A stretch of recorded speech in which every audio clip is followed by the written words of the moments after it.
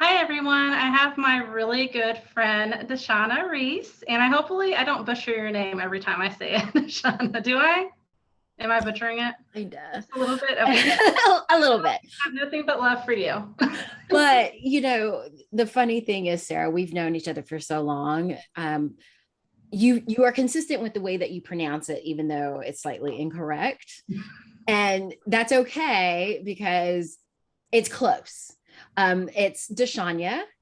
Dshanya. Okay, Dshanya. Yeah. I'm going to try to remember. Okay. That's okay. That's all right. So I brought Dshanya in to talk to all of my network and kind of get her perspective of what the solutions are to bringing more women into the insurance business, into like really retaining and bringing in that talent, and across all ethnicities. And she's going to speak on her perspective on which ones we need to really work on better attracting into our industry, and how we can hone in on that and be a more diverse type of industry that really excels in that area. So the floor is yours, Dshanya. Well, I think, Sarah, we should approach it from 3 points. First, how are we actually recruiting people, women of color, people of color into the insurance industry? I think we've gotten very comfortable with saying organizations like GIS, which is great, but is that enough? Getting kids college level to come in. What else can we do? How are we making our industry attractive enough and welcoming enough, more importantly, that people of color and women of color specifically feel welcomed into the industry and feel like that they can succeed within the industry. Liberty Mutual did an amazing study about women in insurance, and we saw that women make 88 cents on the dollar to men or our counterparts. And while that is something that we see across several industries, we can only speak to, and we are only impacted by how it happens in the insurance industry. So we've got to figure out how to kind of close that gap a little bit. Second part of that is mentoring and how we choose to mentor other women within the industry, and the type of language that we're using when we talk about mentoring women within the industry. We have very inconsistent ways of defining success. And because your definition of success may differ from my definition of success, we're never going to move forward. For you, Sarah, as someone who is a producer, your idea of success may be, I got X amount of sales and this is what I'm bringing home in commission, but I am not a producer, and I have no interest in being a producer. So does that mean that I can't be successful?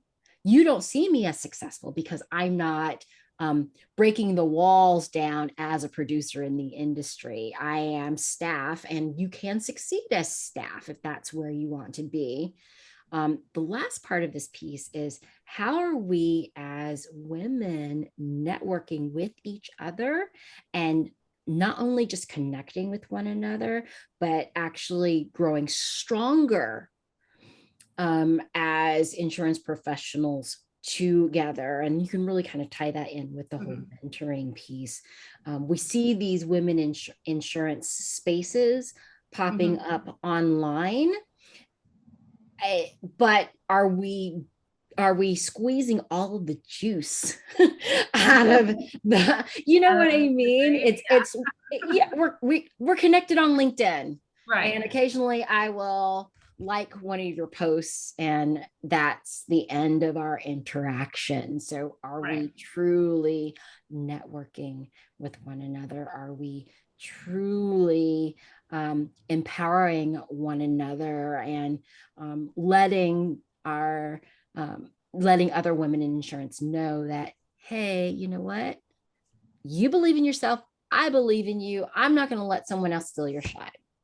Absolutely. Yes. Yes. And first of all, I want to say that I see you as a very successful person in the insurance industry. You're one of my insurance BFFs, and I really, truly mean that. I feel like we've grown very close.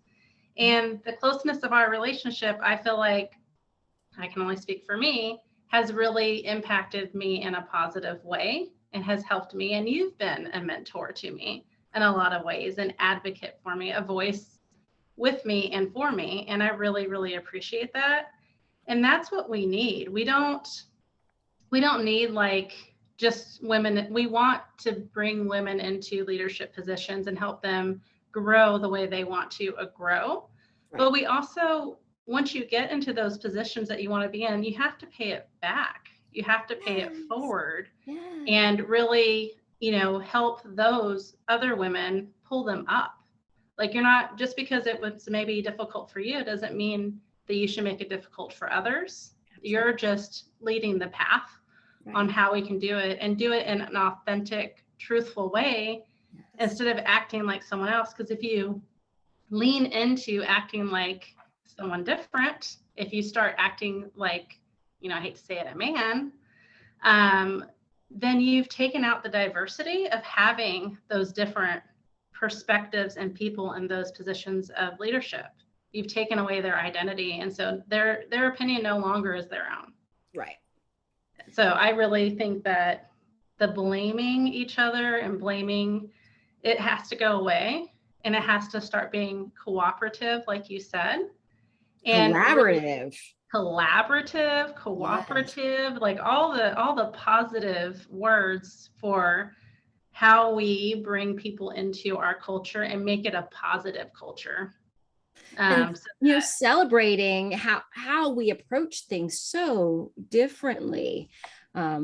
It pains me that being in a staff position can sometimes be put in a negative light. You know what? It's great that we have women who are comfortable going out there and being outside sales, being producers, but we both know who does the real work. and that's, your insurance advisors, your account managers, the folks who are having to put these accounts out to market. These people are so strong and so knowledgeable and so skilled, and yet we don't see that they are in positions of leadership. Right. And they should absolutely. There's plenty of opportunities for them to move into some type of leadership program within the, company or agency side. And stay in a staff position, stay in a staff role. Right. And like in the business role versus the staff role really makes that separation.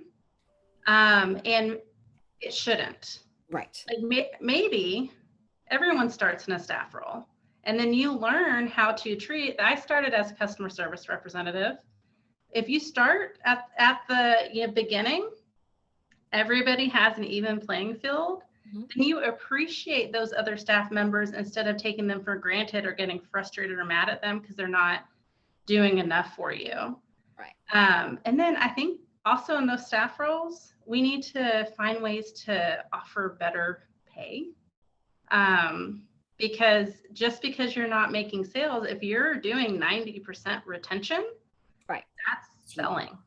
It's huge. So I don't understand. There's no agency I've worked in that has actually commissioned their renewal staff or their account managers for retention. I think we should be sharing that. Yeah. I'm just going to put that out there. Hopefully it doesn't get me in trouble, but it's how maybe.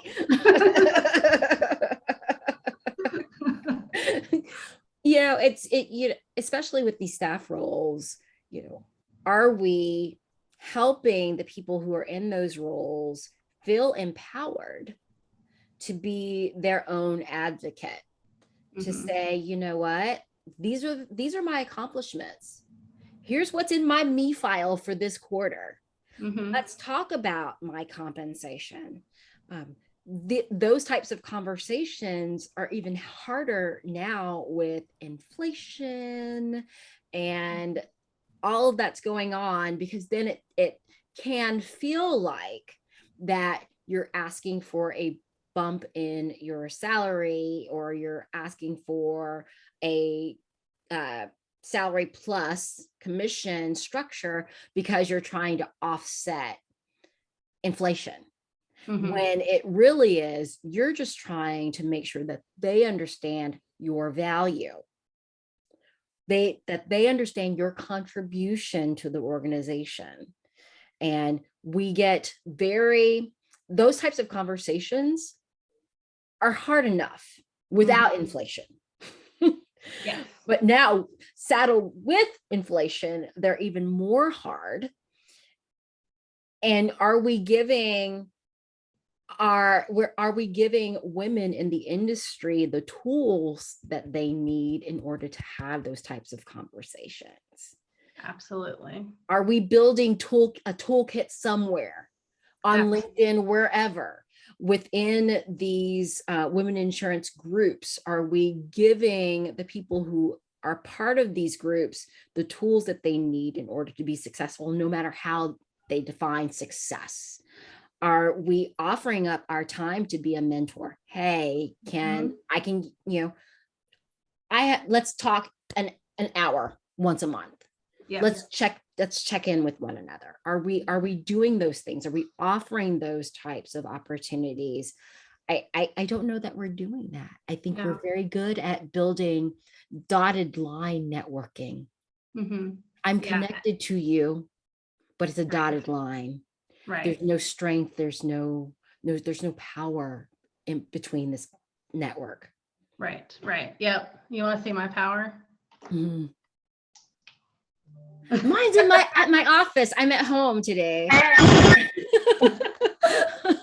Maybe I shouldn't have done that. I was like, there's my powerful megaphone. It makes me feel safer for some reason. It's like a security blanket. That's it. But yeah, no, you're absolutely right. I think everybody needs to do better. Yeah. We all need collaboratively. And I kind of like some of the solutions that I put in Undiscovered Voices was maybe we offer compensation for mentoring, like giving up an hour of your time. And you don't have to have a mentor within the same company that you're working at.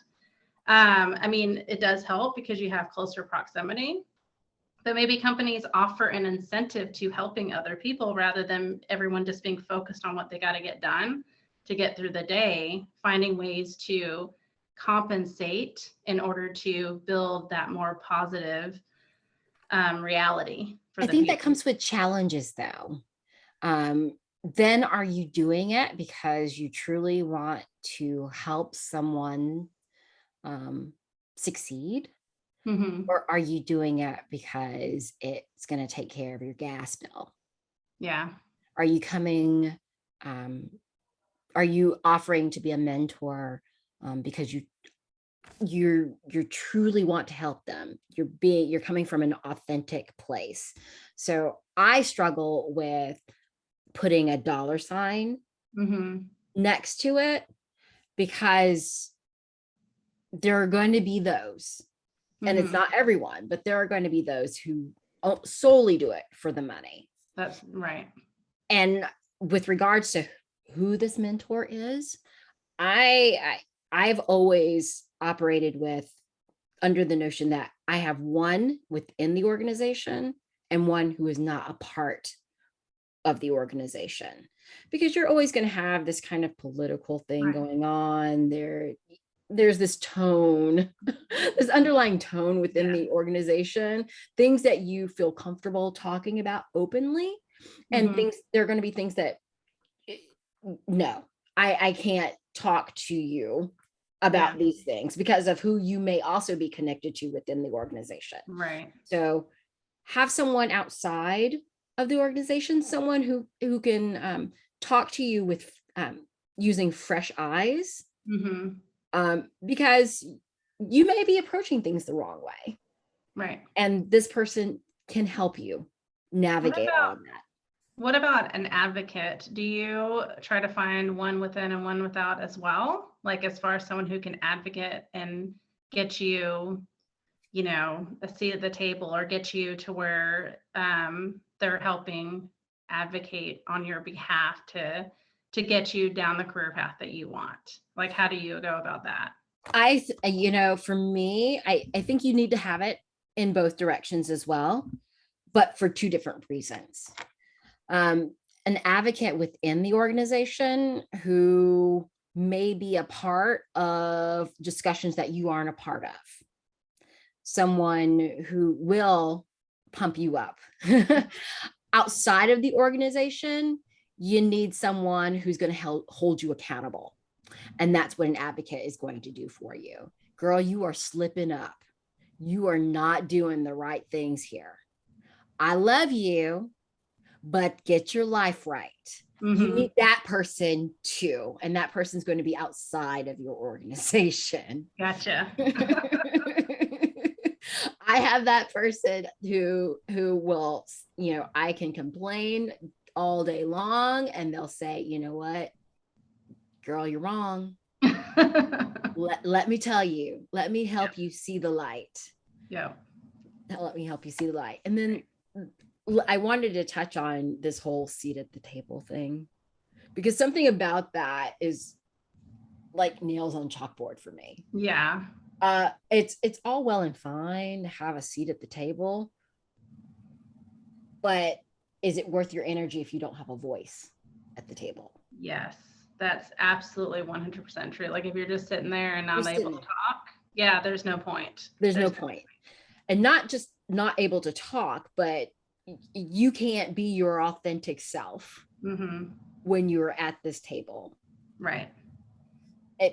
So we have to be careful about how we use that term and what we actually mean by a seat at the table. They could very well be putting you, okay, here's the adults table and you're over here in this little kiddie table. You got a seat at the table. It may not be the main table, but we got you at a table. Right. Yeah. And I don't, like, in my opinion, I don't think that you should have to be in a leadership position to get to sit, because like typically when people think of sit at the table, it's like you're sitting at the CEO's table having the most important conversations about what the organization is going towards. Right. But they have a very microscopic view of what is happening in the organization. So you need to have like everybody from every department there. Like this needs to be like, the grand Thanksgiving big old table where you're truly getting a diversity of viewpoints of what's happening and true representation of what's happening, so that you can really figure out, the culture and the struggles and the solutions and how to talk to your audience. Because I agree with you, like that's become a very cliche term. And what do we mean by that? Yeah. Do you just have your couple token people and that are yes men? Yeah. Because that does no good. Right. So are there any closing things that you want to say? So as I was preparing for our little discussion and writing really bad poetry about insurance, I don't know why I started doing it, but I love it. I enjoy it. I came up with an acronym.